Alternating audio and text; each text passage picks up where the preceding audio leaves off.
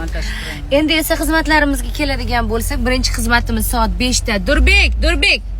Soat 5 da boshlangan. Ikkinchisi bahor to'yxonasi, ikkinchi to'yxonani ham yasab tur. Birinchisi tayyor bo'ldimi, o'shani qo'yib turaveramiz. Uchinchi to'yxonamiz yakkasaroy ekan, lekin videoga olishga ruxsat berishmagan, mumkin emas ekan.